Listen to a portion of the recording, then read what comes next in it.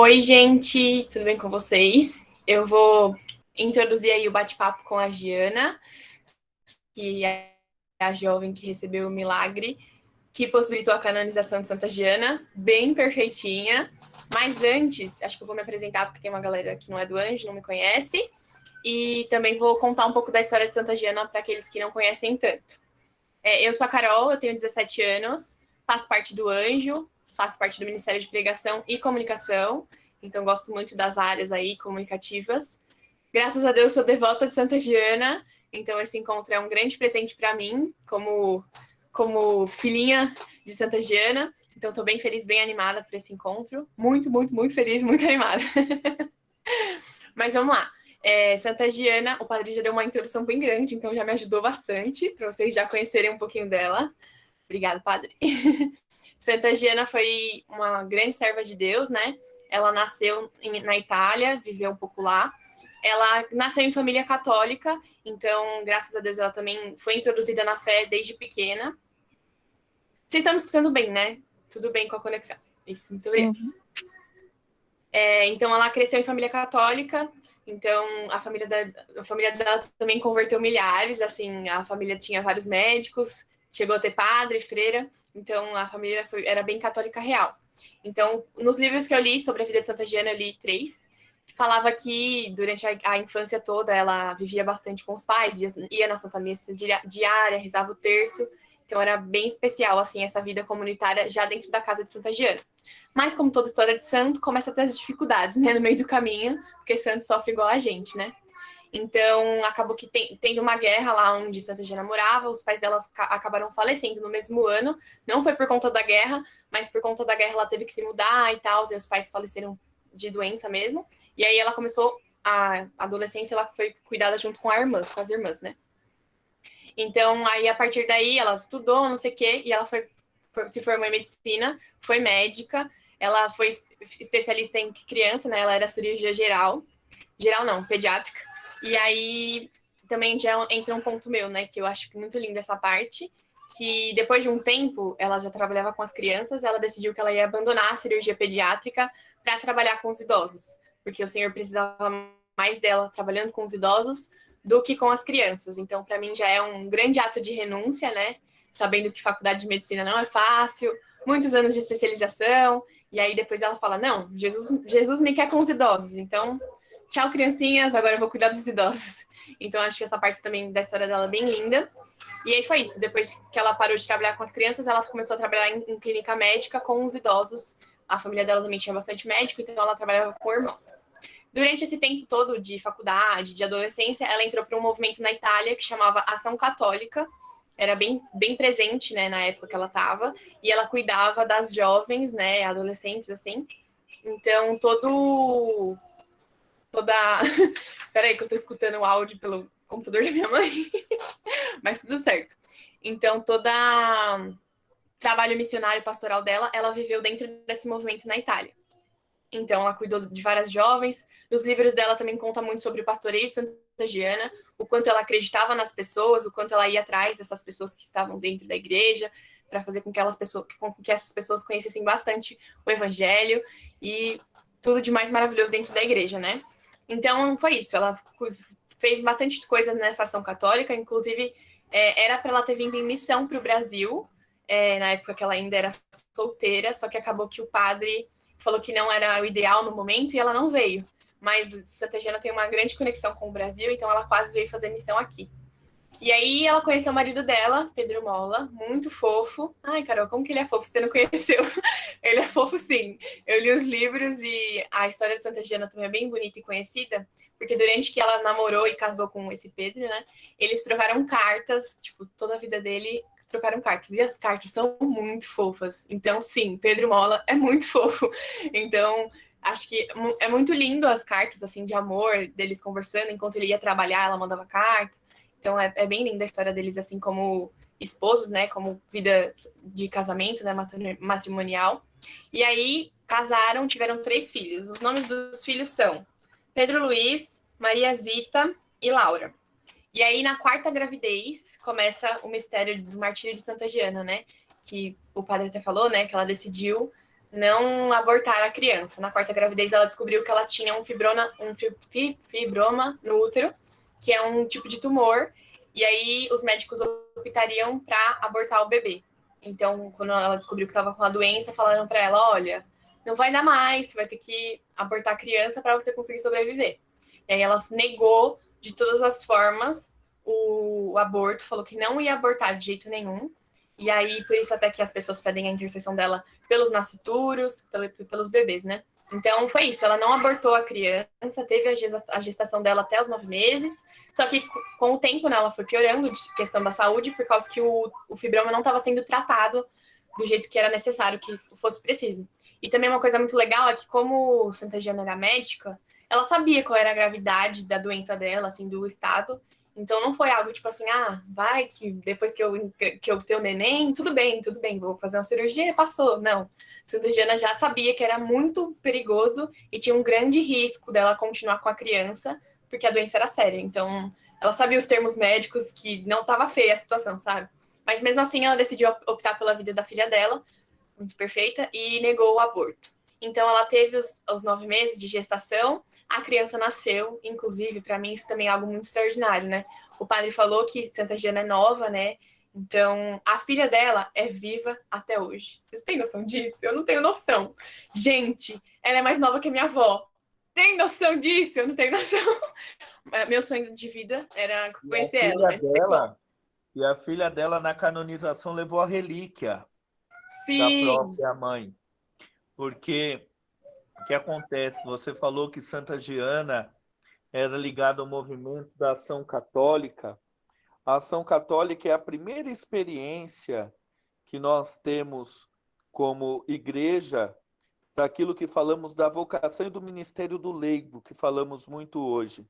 É um movimento de renovação teológica, pastoral, que mostra o grande caminho da reforma da igreja no Concílio Vaticano II. Muitas vezes, para vocês que são jovens, ao ouvir falar do Concílio Vaticano II, vocês escutam de maneira muito pejorativa ou negativa, dependendo dos grupos de igreja que não conseguem ler a caminhada da igreja como história bonita, história de salvação, história de comunhão, né? Santa Giana viveu toda aquela preparação do concílio como médica cristã, e o mais bonito é que a sua filha nasceu numa Semana Santa. E foi no Sábado Santo que Santa Giana ofereceu a vida dela a Cristo. No silêncio do sepulcro de Jesus, Sábado Santo, no meio da grande dor, foi ali que Santa Giana viveu a sua Páscoa e se santificou. E daí a gente mostra, né, Santa Giana mostra a nós que não há contradição na vida de fé quando nós buscamos com todas as forças e com todo empenho a verdade. Mas quando a gente busca a verdade que transforma, que congrega, que amadurece, que dialoga, Santa Giana, eu desculpa interromper, mas é porque me toca muito. Santa Giana teve pacientemente ao longo da gestação diálogo com diversos médicos e profissionais da saúde. Inclusive, ainda atendeu por um período no hospital, mesmo sabendo da gravidade, né? E ela começou a preparar o seu esposo e os filhos pequenos que iriam ficar. Não só essa criança que iria nascer, a sua última filha, né? Mas a gente escuta no relato da Positio, né, que é o texto para canonização, né? Eu tive contato com esse texto, os volumes, né? Que ela arrumava a casa, as gavetas, preparou a casa para o verão, fez a celebração do Natal em família. Tudo ela foi fazendo como um rito, como uma oferta a Deus. Ofereceu o estudo, o trabalho, a família, a vida. Poderia ter sido uma mulher traumatizada. Como você disse, Santa Giana viveu, quando criança, os horrores da Segunda Guerra Mundial, na região que ela cresceu. A Itália toda foi muito bombardeada, destruída, e ela não, ela escolheu fazer o bem. Isso mostra para nós que nós podemos, que o bem está ao nosso alcance, que a santidade é alcançar o bem, é viver a beleza e é praticar a verdade. Um encontro objetivo, profundo com a verdade, mas a verdade que não é um conjunto de ideias, mas a verdade que para nós, diante do mistério de Deus, eu encontro com uma pessoa, a pessoa de Jesus. Então, só quem é profundamente apaixonado por Cristo, pela história, pelo ser humano, longe de qualquer ódio, de qualquer preconceito, de qualquer medo, pode fazer uma escolha pela santidade como ela fez. E é muito bonito saber que o calvário dela aconteceu de uma sexta-feira santa para um sábado santo, mas a vida triunfou pela vida da sua filha. Eu toda a vida, quando vou rezar a Santa Giana, eu lembro da relação de Abraão com Isaac. Uma questão bíblica, para mim, me chama muito forte. Né? Mas continue aí, porque o encontro é de vocês, não é do padre. Pode falar aí, porque quando vou falar de santo, eu vou longe. Arrasou, padre. Eu já sabia disso, né? Que ela tinha. A criança nasceu no Sábado Santo, mas foi muito bem lembrado. Mas como é um resuminho, eu tentei fazer o mais básico possível para a gente conseguir ter bastante tempo para o testemunho da Giana, né? E aí foi isso. A filha dela é viva até hoje.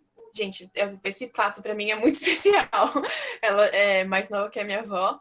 Então, a família dela foi bem especial, assim, nesse ponto, né? E os dois milagres que Santa Giana intercedeu para acontecer, né, a divulgação e a canonização, aconteceram no Brasil.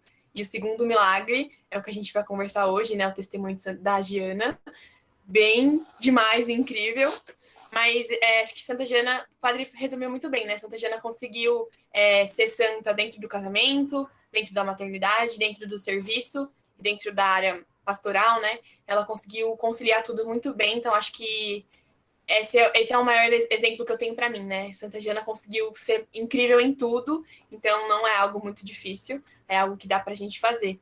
Então eu vou chamar a Giana, ela já tá aqui, escondidinha, pode aparecer, Gi, para contar seu testemunho lindo e perfeito, que eu já conheço também por causa dos livros, mas é bem especial.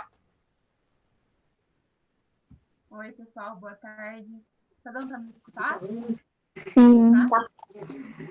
É um prazer, meu nome é Giana. Estou muito feliz pelo convite da Carol de estar aqui falando para vocês um pouquinho sobre mim, sobre Santa Giana. Assim, é sempre uma felicidade muito grande no meu coração se receber convites para falar sobre ela, para falar sobre a minha vida, sobre como ela teve um papel tão importante na minha história.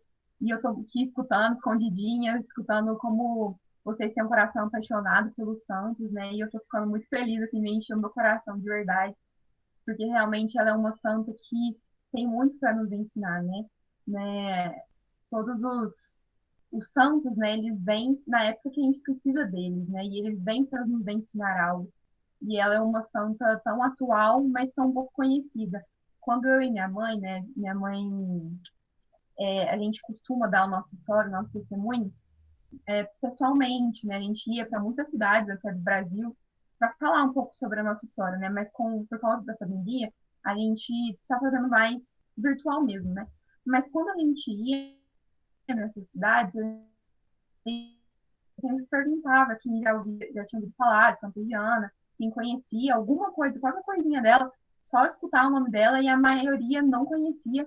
Então, ela realmente é uma santa que ainda precisa ser muito conhecida, né? Então, eu estou muito feliz pelo convite. É, Como eu falei, meu nome é Giana, eu tenho 21 anos. Eu moro na cidade de Franca, São Paulo, inclusive é perto de Ribeirão, que o pai estava falando. E eu sou a caçula, sou a mais nova de três irmãos, né? Eu tenho três irmãos mais velhos.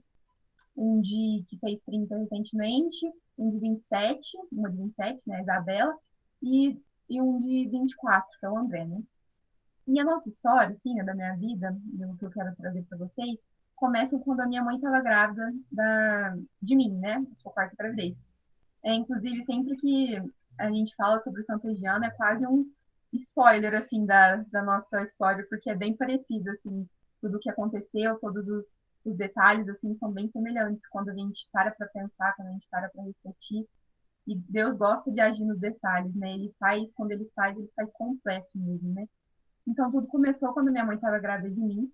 Ela dava aula, né? Ela era professora, né? No SESI aqui de Franca, né? Numa escola. E ela estava lá numa reunião de pais e mestres, quando de repente ela percebe que tem alguma coisa estranha acontecendo. E na hora que ela vai ao banheiro, ela percebe que a bolsa dela estourou. E, assim, quando ela vê isso, ela percebe isso, ela já era mãe, né? Ela sabia que nesse momento, quando a bolsa estoura, geralmente é porque é quase como se fosse um sinal, né, de que a criança está pronta para nascer, né? O bebê quer nascer, que é quando a bolsa estoura, né? Que começa todo o processo, né, do parto. E só que ela estava grávida de 4 meses, menina, né? 16 semanas. E ela assusta muito, né? Porque, como assim, tá estourando a bolsa, né? E aí ela corre para o hospital. E a hora que ela chega no hospital, os médicos, né, que estavam acompanhando ela, a médica dela, realmente confirma que a bolsa dela tinha estourado. E a médica avisa a minha mãe, né, pra minha mãe, que ela ia começar a entrar num processo de gravidez espontânea, não, de aborto espontâneo. Que ela ia começar a entrar realmente no processo de parto, mas que como havia sido pouco tempo de gravidez, não haveria chances de desenvolver, né, da criança, né, no caso eu, respirar e ter desenvolvido tudo certinho por conta dessa pouco tempo de gravidez, né? Então, tudo que minha mãe teve que fazer no momento foi esperar. E quando ela estava esperando, né, se entrar nesse processo de aborto espontâneo ou não, ela rezava muito, né, porque estava com uma angústia muito grande dentro do coração dela, né, ela conta. E aí foi se passando os tempos, né? Foi passando o tempo. E a médica dela percebeu que ela não entrou nesse processo, né? De aborto espontâneo. E aí ela vai conversar com a minha mãe, né? Ela fala para ela, né? Que devido a não ter acontecido tudo aquilo que eles estavam esperando, que seria melhor se ela realizasse a cirurgia para retirar realmente, né? O bebê da minha mãe, né? Para que não houvesse o perigo de falecer e criar uma infecção muito generalizada mesmo dentro do próprio útero e que a infecção poderia passar para minha mãe e ela poderia falecer também, né? Então, devido a toda essa situação, a médica recomenda que minha mãe faça isso. Mas a gente veio de uma família muito católica, né? Meus avós que criaram minha mãe são muito católicos, né? Minha avó, minha mãe. Então, a gente eu sou de uma família muito católica, né? Meu pai também é bem católico, ele também tem uma história de vida muito bonita, que se depois, se der tempo, eu conto um pouquinho também. E então, minha mãe, com muita fé, fala que percebe que aquilo que a médica estava propondo era um aborto. Porque eu estava viva ainda dentro da bolsa da minha mãe, né, da barriga dela.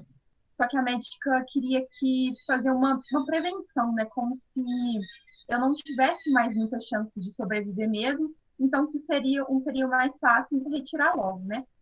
Então, quando o som tá baixo, tá baixo? Deixa eu chegar um pouquinho mais perto. Mais ou menos. Tem uns, uns bichos aqui. Aqui agora, nessa época, sempre tem uns passarinhos, mas enfim, vou tentar falar um pouquinho mais alto. Então, quando a médica propõe para minha mãe para ela retirar, né, fazer realmente essa cirurgia, e minha mãe percebe que é um aborto, ela nega de cara, né? Ela fala para a médica que aquilo ia ser um aborto e que seria tudo contra o que ela sempre acreditou, né? Tudo aquilo que a igreja nos prega, né? De dar sempre o sim à vida e de acreditar a Deus. Então, ela fala para a médica que não vai fazer, né? Dito isso, a médica dá um tempo para minha mãe pensar. Ela fala que minha mãe não está pensando muito, assim, né? Dá um tempo para ela conversar com meu pai, pensar direitinho, porque era uma decisão muito importante que realmente poderia ter acarretado na morte, né? Da minha mãe, se tudo desse errado, né? Mas então ela dá um período para minha mãe pensar. E nesse tempo, minha mãe conversa com meu pai. Ela tem realmente essa confirmação vinda por ele também, que não seria o certo a se fazer, não seria o que Deus gostaria que eles fizessem. Então, eles sempre se manteram muito firmes nessa questão de dizer sim à vida, né? De falar assim aquilo que Deus quer, aquilo que Deus propõe, né, para as nossas vidas, né? E sempre com muita fé de que Ele vai fazer, né? Porque fé é esse salto grande, né, nas mãos de Deus, deixando que Ele realmente faça, né? Confiar nele. Então, né, se passa um período que a médica deu para minha mãe, para ela pensar e conversar com meu pai, ela volta a conversar com minha mãe, né, para ver certinho, né, o que eles tinham pensado. E nessa hora, antes disso, né, antes dela ir conversar com a minha mãe, a médica, ela passa por uma reunião na diretoria do hospital, né, que minha mãe estava internada. E eles chegam na conclusão de que já estava passando da hora da médica tomar a decisão de realmente fazer o aborto, né? Porque as chances de acontecer uma morte dentro do útero e que ocasionasse numa infecção era muito grande. Então, a médica estava sendo muito pressionada, né? A médica da minha mãe, para tomar uma decisão logo, né? Porque se minha mãe decidisse não abortar, né, não fazer o processo, a médica teria que abandonar o caso dela, né? Porque senão poderia até gerar algum tipo de complicação para o próprio hospital, né?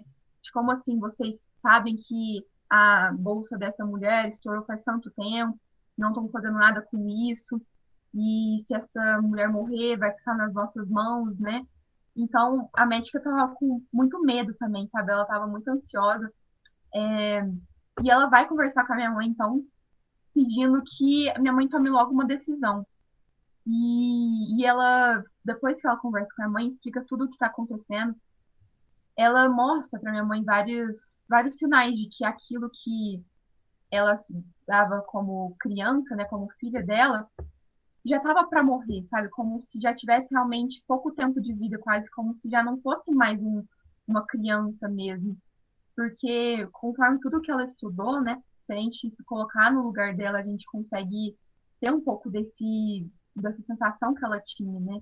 De estudar a vida inteira sobre aquilo, né? Sobre a gravidez da mulher, todo esse processo.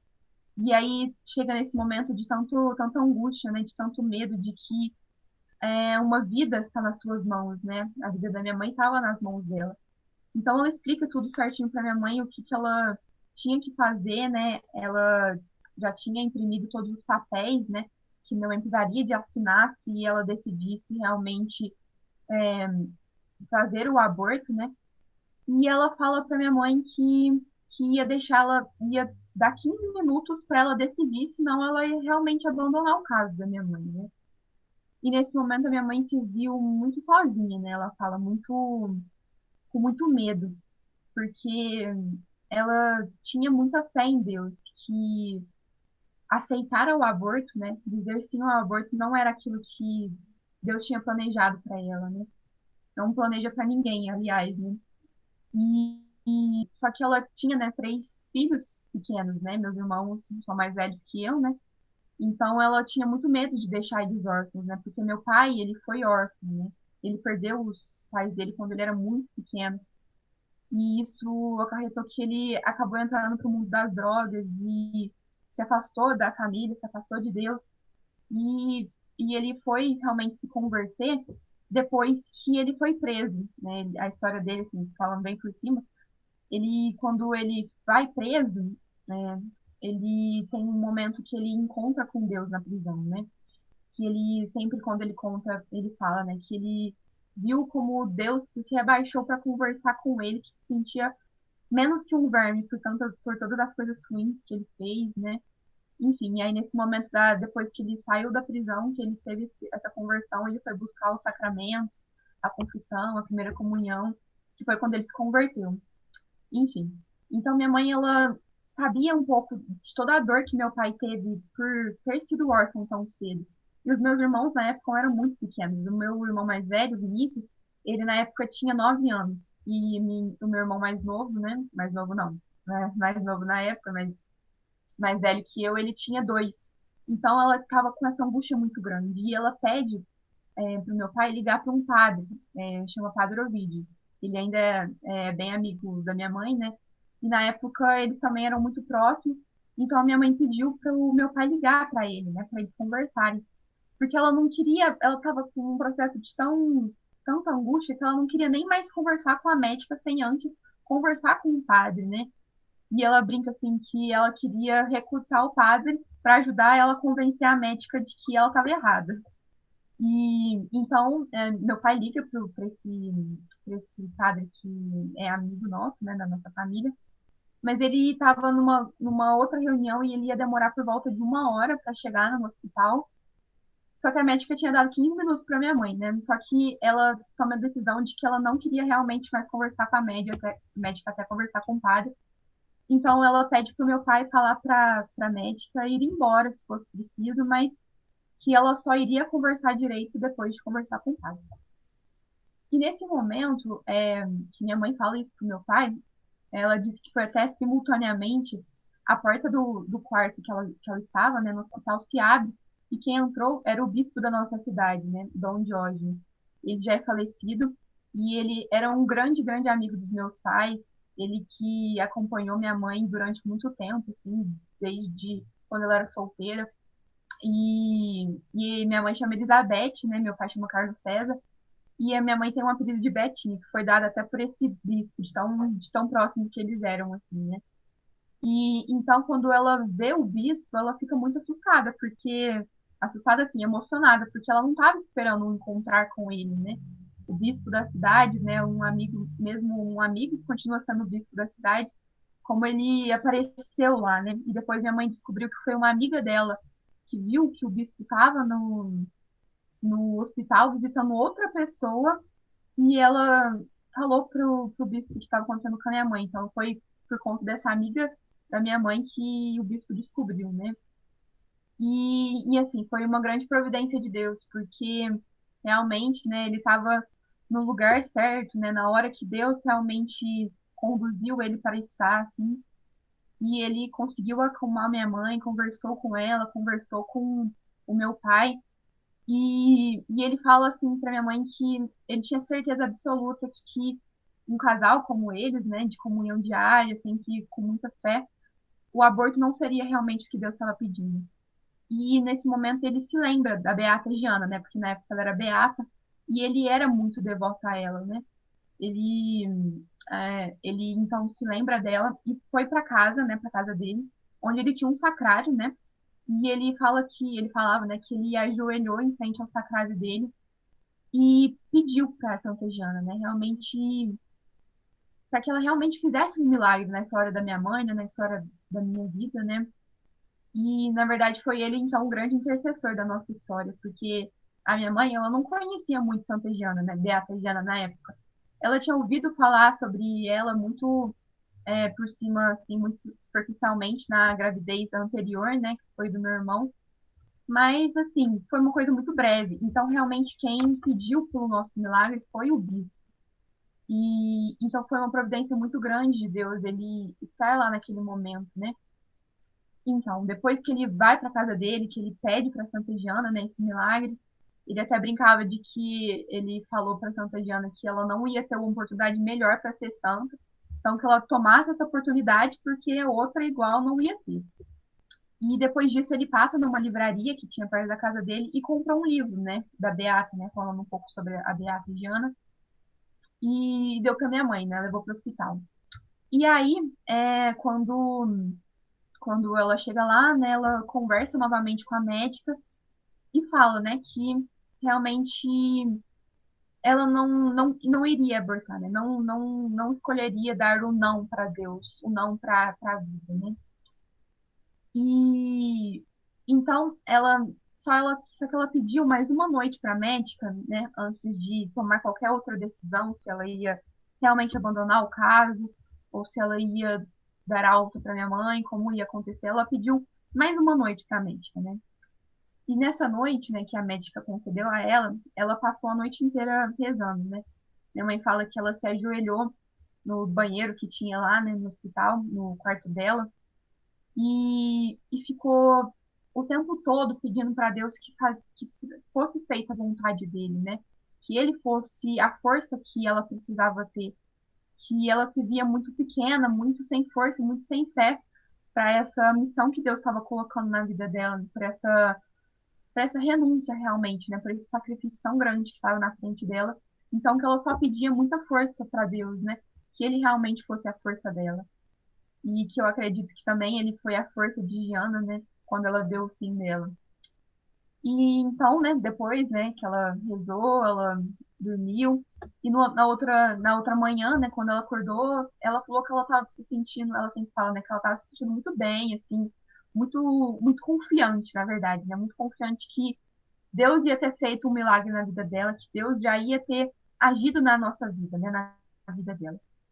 E então ela toma o café da manhã normal, continua a vida normal, e ela tinha uma consulta marcada com a médica logo de manhã. E então a médica dela chega, né, para conversar com ela e fazer os exames, né, ver como tudo estava.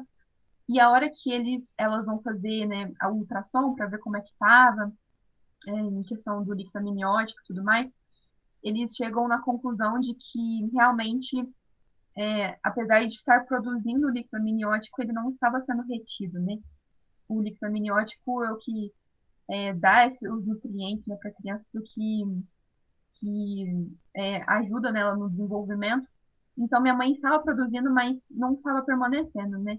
E quando a médica fala isso para minha mãe, né, que ela, né, tá com pouco líquido amniótico, a minha mãe, ela falava que ela sentiu naquele momento um abalo muito grande, porque é até uma lição que ela fala que ela aprendeu e que eu levo, assim, para minha vida, assim, eu sempre penso sobre isso, que ela queria ensinar Deus a fazer milagres, né? Ela achou que o milagre que Deus queria para a vida dela é que a água voltasse, né, da noite para o dia. Nossa, imagina que coisa mais grandiosa, né? A água voltar de repente e se reter de repente seria também uma coisa grande, né? Mas não era isso que Deus queria, né? Não era isso que estava nos planos dele. Então, ela sempre fala que ela teve esse ensinamento naquele momento, né?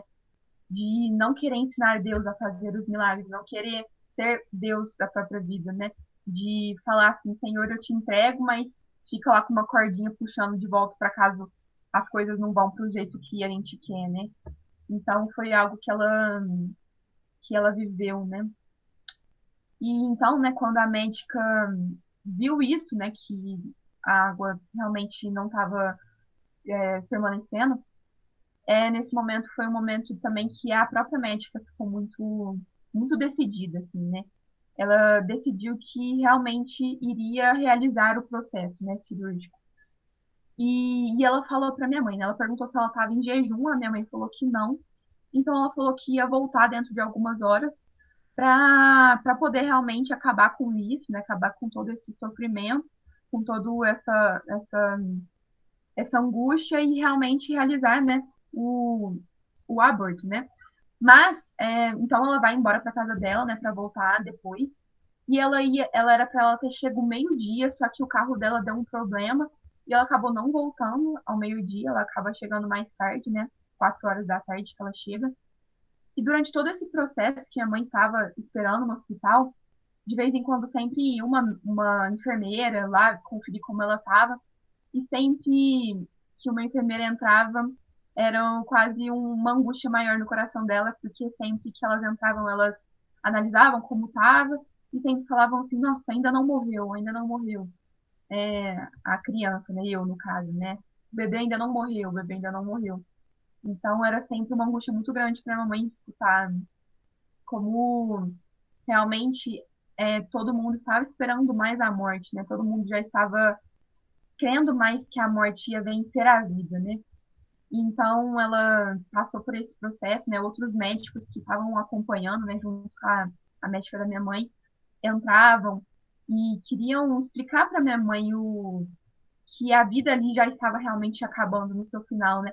Minha mãe fala que eles mostravam os batimentos cardíacos, né, os meus batimentos para minha mãe e falava assim: olha como tá fraquinho, olha como bate pouco tempo, né, por minutos e tudo mais, e explicando cientificamente todas as razões para que a gravidez dela já estava no final, e que quanto mais cedo ela tomasse a decisão de tirar o filho, né, a filha dela, melhor seria para ela, porque as chances que ela teria de continuar viva eram altas, né? Mas se esperasse morrer, né, dentro do útero, as chances da minha mãe ter uma infecção era muito grande. Enfim, minha mãe passa por esse processo, né, esperando a médica chegar. E quando a médica chega, né, decidida, né, a realmente acabar logo com todo o sofrimento, ela senta assim junto com a minha mãe, né, para conversar mais uma última vez com ela, com os papéis, né, que ela deixava numa prancheta sempre perto dela, né, sempre com ela. E, inclusive, ela por diversas vezes tentou convencer meu pai nos corredores, assim, né, fora do campo de visão da minha mãe, né, conversei por trás da minha mãe, a fazer o aborto, né, porque ele poderia também assinar os papéis em nome dela, né, mas como eles sempre foram muito, né, muito unidos, muito próximos, sempre muito católicos, meu pai também tinha a crença, chega para conversar, né, com ela. É, foi um momento que de repente o celular da minha mãe começa a tocar, né? E quando ela atende, ela percebe que era minha irmã, né? Que na época ela tinha por volta dos 7 anos. E ela tava com a minha avó materna, né? E a minha avó materna tava cuidando, né, dos meus irmãos. E nesse momento que o celular da minha mãe toca, e é a minha irmã, ela percebe que a minha irmã está chorando muito, muito constantemente, assim, um choro muito, muito doído, assim, muito forte, um choro muito, muito forte mesmo, sabe? E minha mãe ficou por vários minutos tentando acalmar a minha irmã, né, para entender o que estava acontecendo, né? Ela estava com medo de minha avó ter tido algum tipo de acidente, né? E então ela tentou acalmar minha irmã, né, perguntando se estava tudo bem com a vovó, né, com ela até. E na hora que minha irmã consegue acalmar, assim, né, e consegue conversar com a minha mãe, a única coisa que ela pergunta é se o bebê já tinha morrido, né, se o bebê da mamãe já tinha morrido. E, e a hora que minha mãe percebe que é esse o medo da minha irmã, ela fala assim, não, filha, né, fica calma, o bebê ainda tá vivo, ainda tá tudo certo, a gente ainda tá aqui no hospital, né, e você tá com medo, né, do bebê morrer.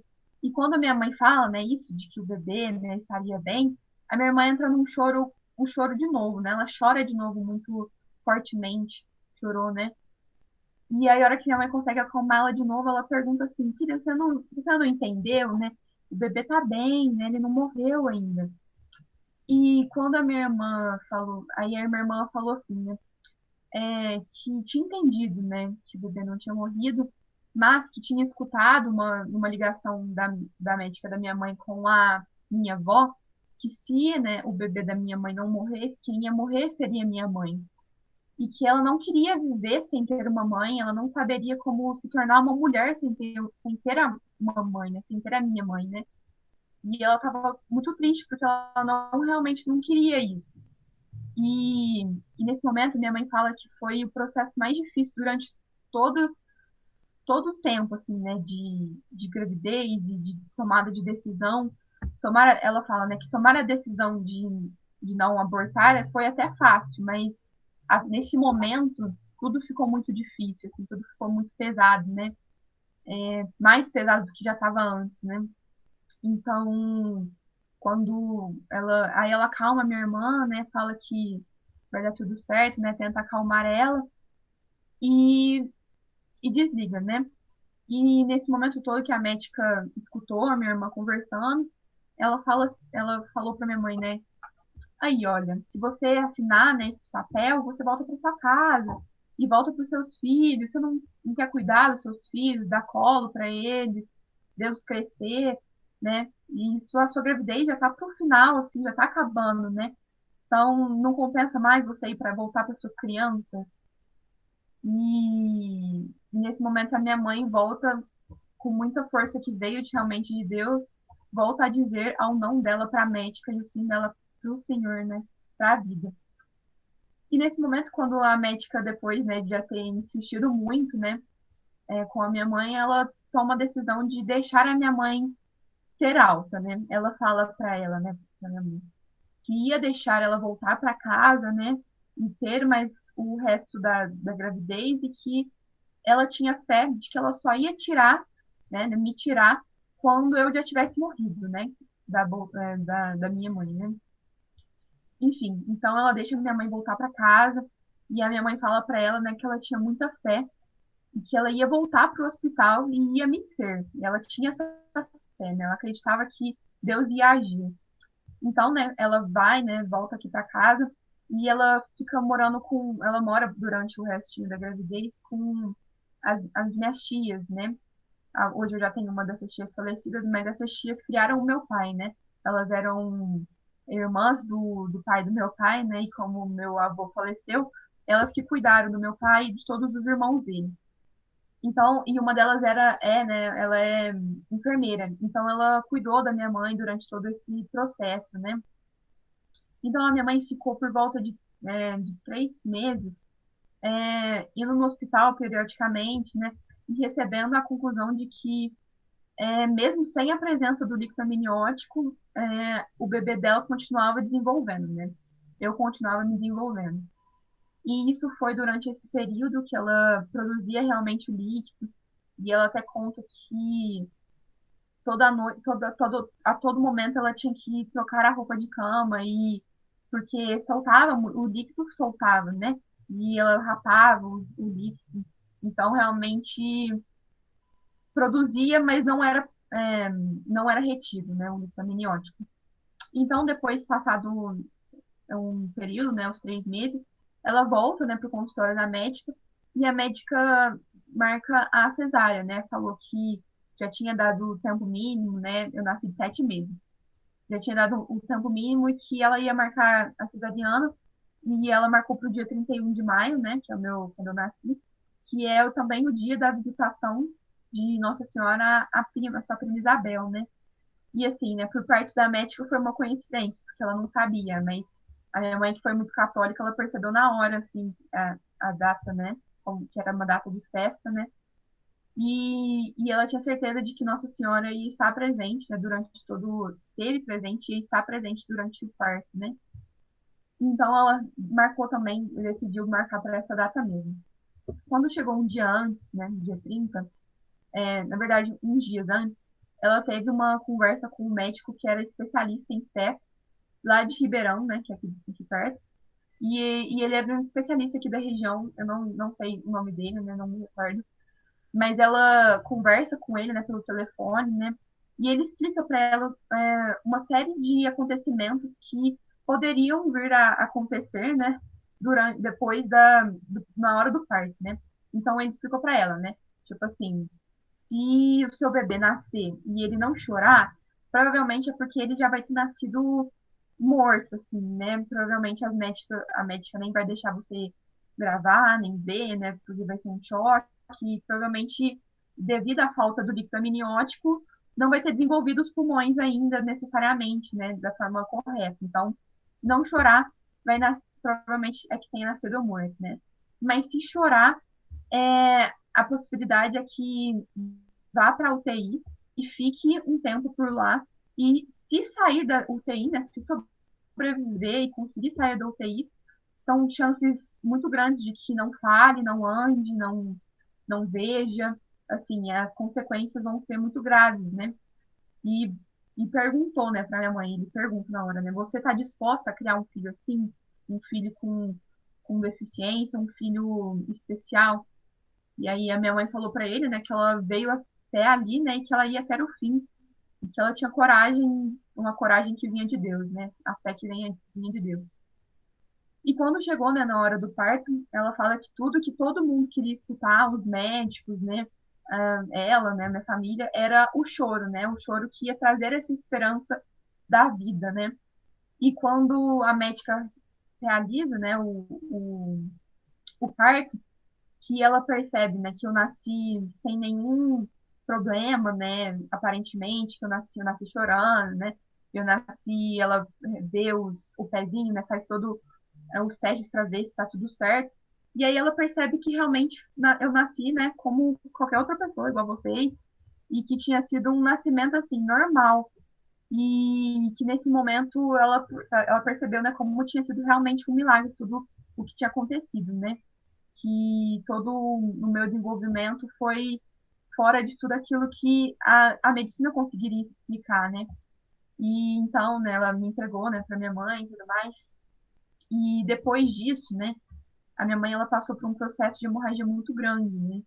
Eu fui para UTI, eu fiquei, se eu não me engano, uma semana só no hospital, assim, por ter nascido prematura mesmo, não nada muito diferente de uma gravidez prematura, né? Mas a minha mãe, ela começou a passar por um processo de hemorragia muito grande e ela perdeu muito sangue, assim, eu não vou saber falar certinho quantos por cento, mas ela conseguiu sobreviver, ela teve uma infecção, mas foi algo que ela conseguiu, né, realmente contornar isso.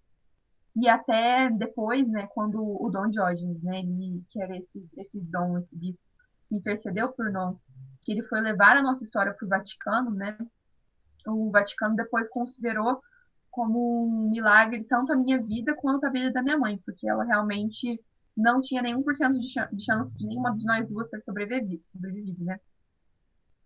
Enfim, depois, né, é, que eu nasci saudável e tudo mais, minha mãe sobreviveu, o nosso bispo mandou, né, as cartas para o Vaticano, né, solicitando todo esse processo de analisar o caso, né, e em 2004 foi quando Santa Giana foi canonizada, né, que ela virou santa. E a gente foi convidado a ir lá, né, a ir ver o Papa e tudo mais, estar nesse processo, né, da canonização dela.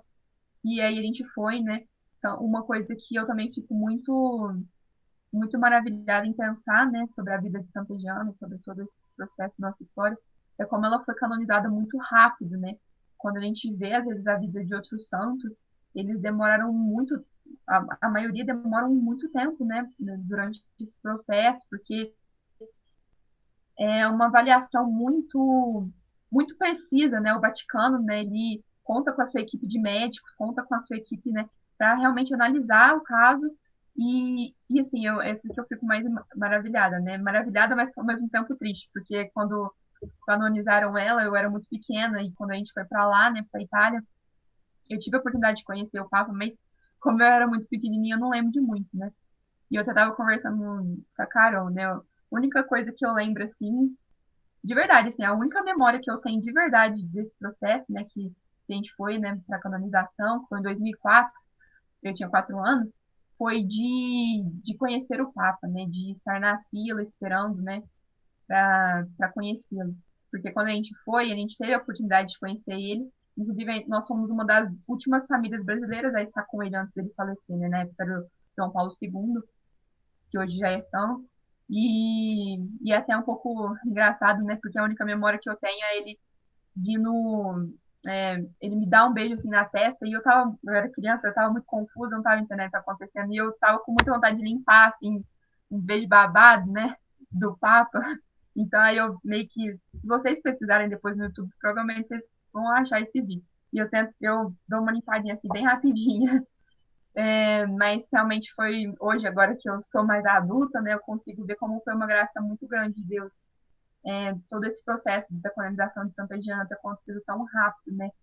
Que ela é uma santa que, apesar de a maioria das pessoas que pedem intercessão para ela são para gestantes ou para mulheres que querem engravidar, ela, como a Carol e o padre estavam falando, foi uma mulher muito comum que tem muito a nos ensinar, né? A santidade dela tem muito a nos ensinar e é uma santidade assim muito acessível a todos nós, né? Ela era uma mulher igual a todas nós mulheres, era uma pessoa comum igual a todos nós, né? Então a santidade dela nos chama realmente a ter uma alegria, né? E até meio providencialmente essa reunião hoje está sendo no Dia dos Namorados, né? Ela foi uma mulher que não teve pressa em namorar, assim, né? Aí para todos os solteiros que estão nos escutando. Ela foi uma mulher que ela só tinha pressa a amar a Deus, né? A amar a Deus e cumprir a vontade dele. Então ela se formou, foi a aprender a amar a vida, né? Foi primeiramente aprender a amar aos outros e ter um relacionamento com Deus antes de ter um relacionamento com outra pessoa, né? Então ela tem muito a nos ensinar e muito que nós nos possamos nos inspirar, né? Então, acho que era mais ou menos isso que eu queria falar um pouco para vocês da minha história. Desculpa se ficou meio confuso aqui os barulhos, mas se vocês tiverem alguma pergunta, alguma coisa que quiserem perguntar que ficou meio confuso, né? Que eu tô meio nervosa, assim, eu conto essa história eu mesmo pouco, assim, é mais a minha mãe que conta, porque eu sempre fui um pouco tímida, né? Então, se vocês quiserem perguntar qualquer coisa, estou toda à disposição.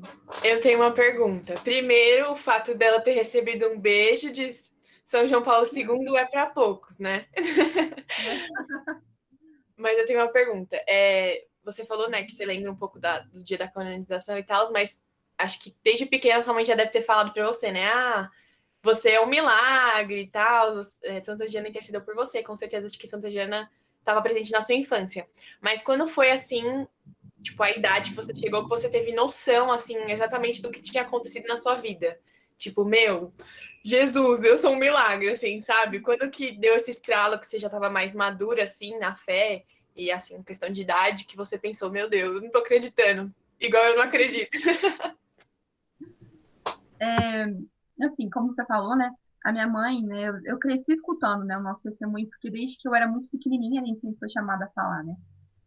Então, eu acho que foi sempre uma coisa que eu cresci com isso. Então, eu acho que foi algo que foi meio que sendo acostumado, assim, dentro de mim. Mas eu tenho comigo, assim, mais ou menos a idade que foi quando eu realmente comecei a pensar sobre isso, né? Que, que eu acho que foi mais ou menos por volta dos meus 16, 17 anos, que eu estava no colegial, né? E eu estava com umas amigas minhas, né? Que são minhas amigas até hoje. E a gente estava conversando, né, sobre isso. A gente tinha um grupo de oração na nossa escola, né? Que a gente coordenava. Então teve um dia que a gente estava conversando. E aí ela me fez, uma delas, né, Leonora, ela me fez essa exata pergunta, né? Amiga, quando que foi que você percebeu que isso é um milagre, né? E eu falei, nossa, amiga, agora que você tá me falando que eu tô parando para pensar sobre isso, sabe? Eu acho que precisou dela para me fazer voltar um pouco a olhar para minha história, sabe? Porque, como eu falei, eu sempre fui meio tímida, né? E a timidez, ela não é, ela é um defeito nosso, né? E eu acho que por conta dessa minha timidez, eu sempre ficava um pouco envergonhada de pensar sobre mim mesma, sobre essa história que é tão linda, né? Olha que besteira, que é tão linda, mas que eu tinha certa vergonha, assim, de ficar pensando sobre mim e de assumir que o que aconteceu na minha vida era uma coisa muito grande, né?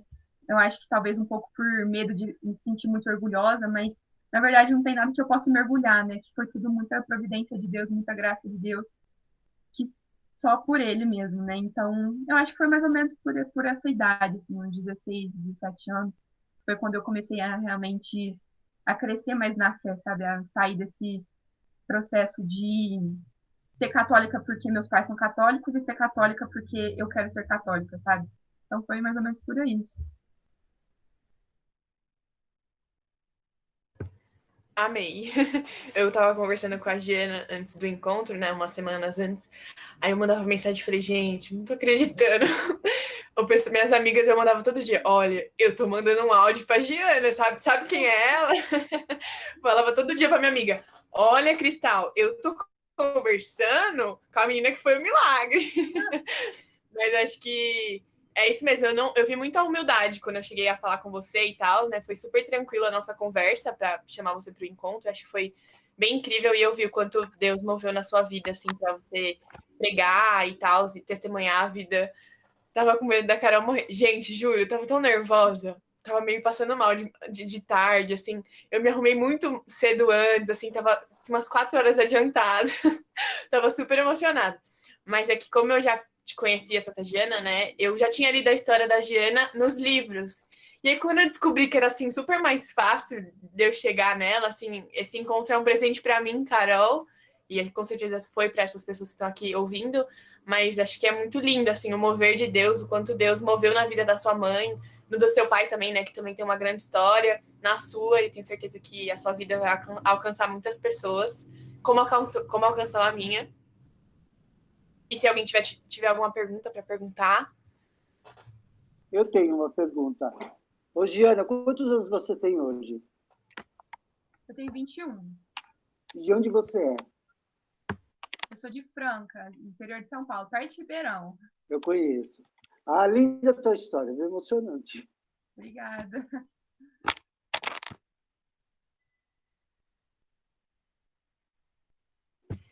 A gente já tá gravando o encontro para conseguir compartilhar com muitas pessoas, viu, Maria Lúcia? Então pode compartilhar com a galera da Defesa da Vida, porque sim, o testemunho, né, da Jana é um grande testemunho de defesa da vida.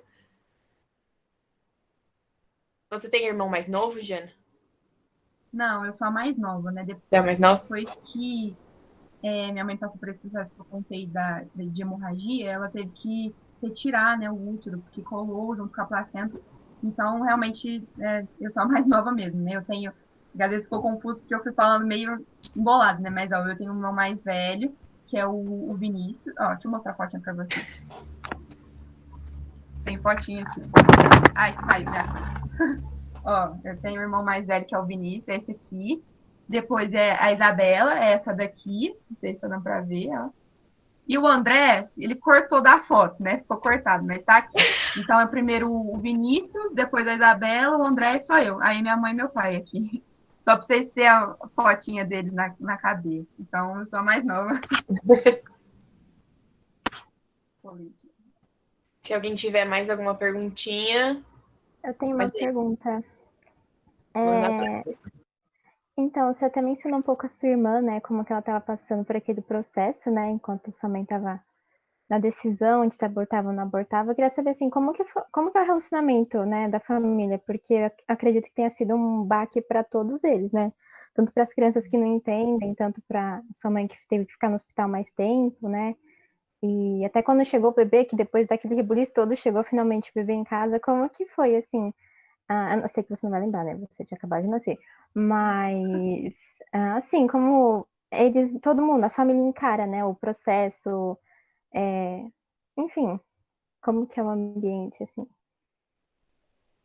Então, acho que desde criança, a minha mãe tinha muito medo de que toda essa história, né, causasse algum tipo de segregação dentro da própria família, né? Então, ela sempre lidou tudo com muita normalidade, assim, com muito, de forma muito comum, assim, sabe? Então, eu acho que desde pequeno, né, ela tentou tratar a gente sempre de forma muito igual, assim, né, para não ter essa coisa de, ai, favorito que é mais velho, favorito que é milagre, assim, sabe?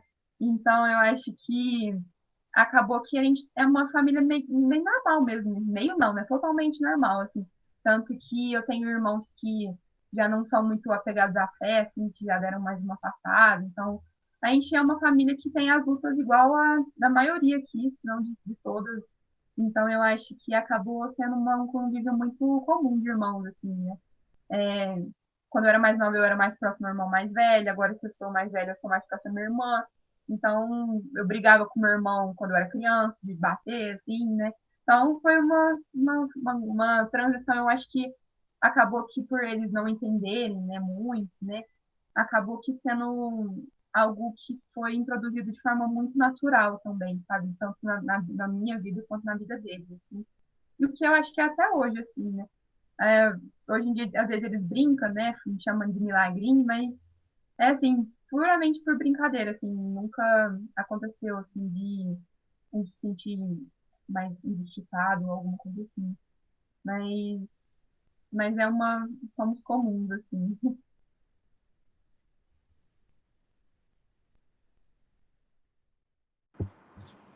Amei. A Lisandra perguntou qual foi o Papa que você conheceu. O Cláudio respondeu, né? Foi São João Paulo II. Recebeu um beijo de São João Paulo II. E perguntaram se você já foi no Vaticano depois de tudo. Não, a única vez que eu fui foi quando eu era pequenininha mesmo, né? Inclusive, né, como a Carol tinha falado, né, Santa Joana é muito nova, né?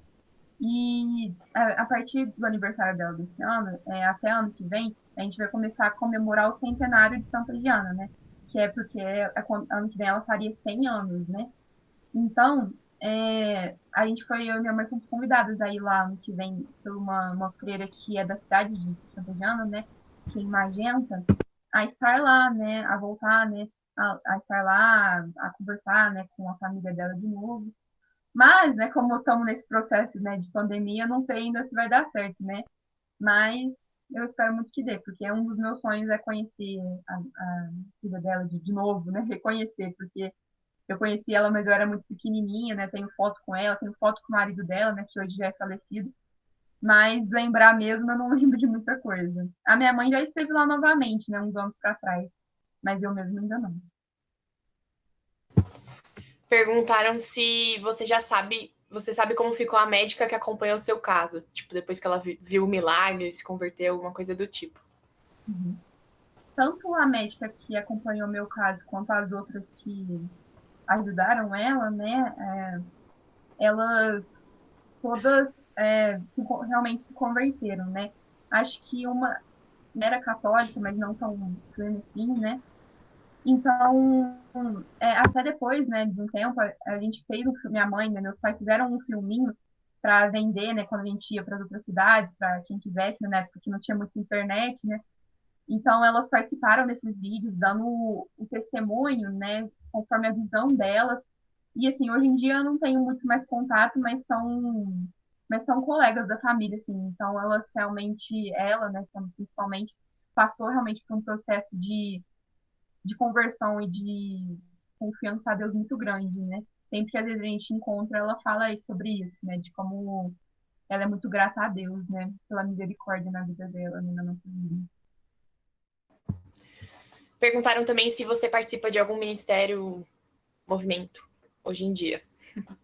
Aqui na minha cidade, né, a gente tem o Halel. Alguém já ouviu falar do Halel? Não? Eu não. É meio assim, né? O Halel, ele na verdade, é um evento que surgiu faz muito tempo, né? É um evento de música que a tia Lolita, né, que é quem fundou o Halel, é muito amiga da minha mãe, e ela estava um dia na casa dela assistindo Rock in Rio, e ela falou assim que queria ter um Rock in Rio católico. Então ela fez um Rock in Rio católico aqui na nossa cidade, né? Ela convidou padres, gente que canta, não sei se vocês conhecem Helena Borges, a Aziza Fernandes, o padre Fábio de Mello também vem aqui. Então ela convidou assim para fazer esse evento, e depois desse evento surgiu a Escola Halel, que tem vários, aqui o forte aqui, né, que eu participo é acampamentos. Então é acampamentos de jovens, acampamentos de casais, né, que hoje em dia o Tenda, né, que é o acampamento de casais, já existe em várias cidades daqui, né, da região, que foi minha mãe que fundou. E então eu participo do grupo de jovens aqui, né, que é o Racoré, que é por volta de 15 até 17 anos, mais ou menos. Mas eu também assessoro o grupo de acampamentos para crianças, né, que é o Querubim, que é para crianças de 8 anos, assim, 5, 6, 7 anos, 8. 5, 6, 7, 8 anos. Perguntaram também hoje o que você pensa disso tudo, da sua história do milagre e qual é a sua relação com Deus hoje. Eu acho que a minha história, assim, foi muito importante igual eu falei, né, para me fazer me refletir sobre toda a minha vida, né, no momento, assim, de quem eu quero ser, sabe, igual eu falei, né, se eu quero ser católica por vontade própria, o que eu quero fazer da minha vida, sabe, sim, se eu quero confiar em Deus, quero crescer na fé. Então, eu acho que a minha história, assim, me traz sempre muito para me refletir sobre como eu estou vivendo hoje, sabe? Sobre como eu agradeço a Deus, sobre como eu vivo essa vida que Deus me deu, né? Essa oportunidade que Deus me deu para estar vivendo, né? Que tudo bem que aconteceu comigo, que eu penso sobre isso e eu tenho essa história muito grande, mas todos nós temos que pensar sobre isso, né? Que nós estamos fazendo com o dom da vida. E sobre a minha relação com Deus, assim, eu acho que estou junto com todos vocês, assim, querendo crescer cada vez mais, né? Sempre aprendendo, sempre tentando buscar realmente o auxílio deles que já conseguiram, né? Dos santos que já conseguiram estar na glória, né?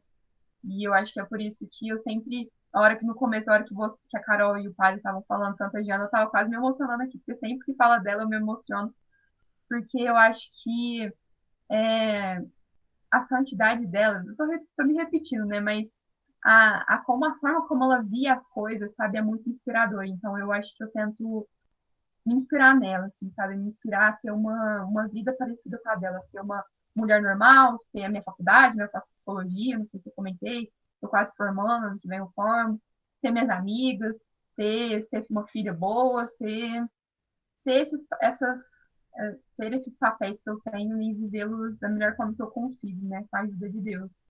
Então, constantemente caindo e constantemente tentando voltar, né? A estar perto dele.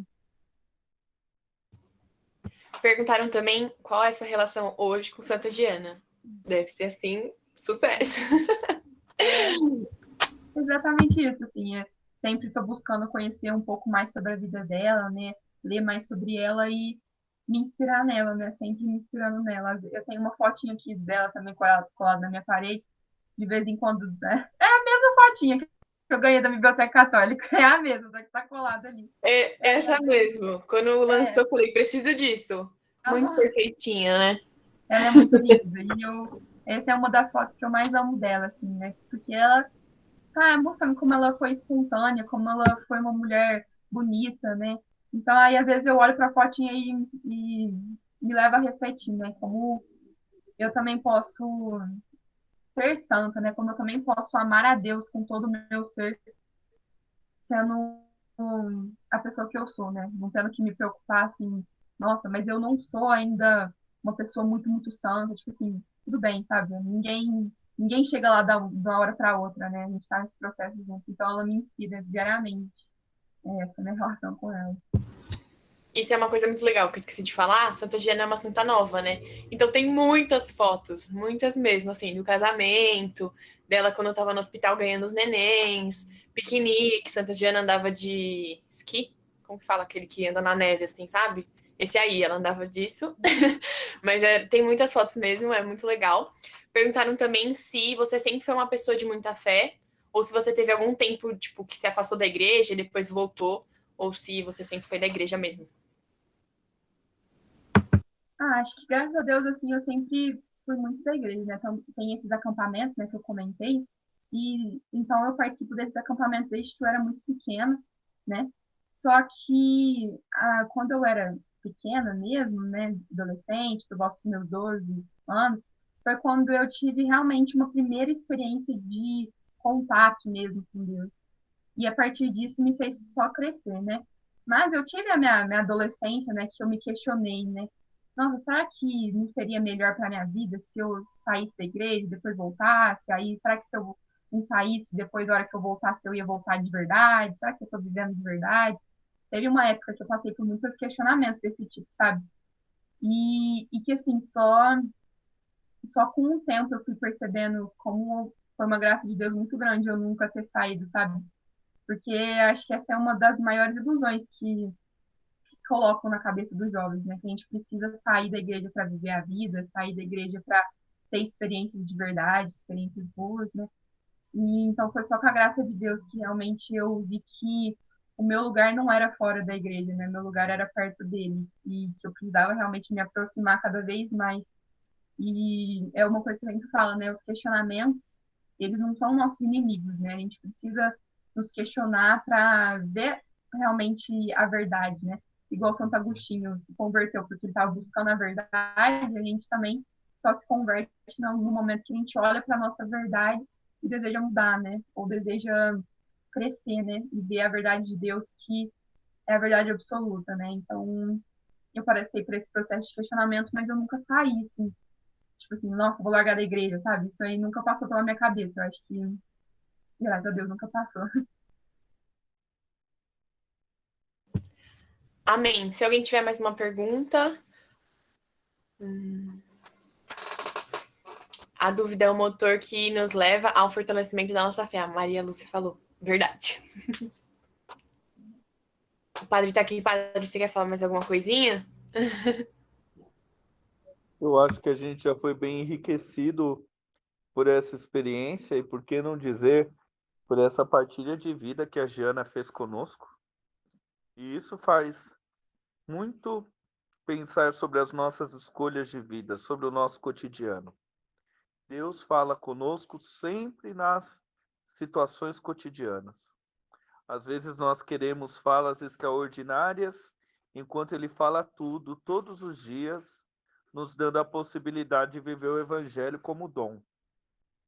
Nós aprendemos hoje que assumir o caminho da santidade é acreditar na força do Evangelho.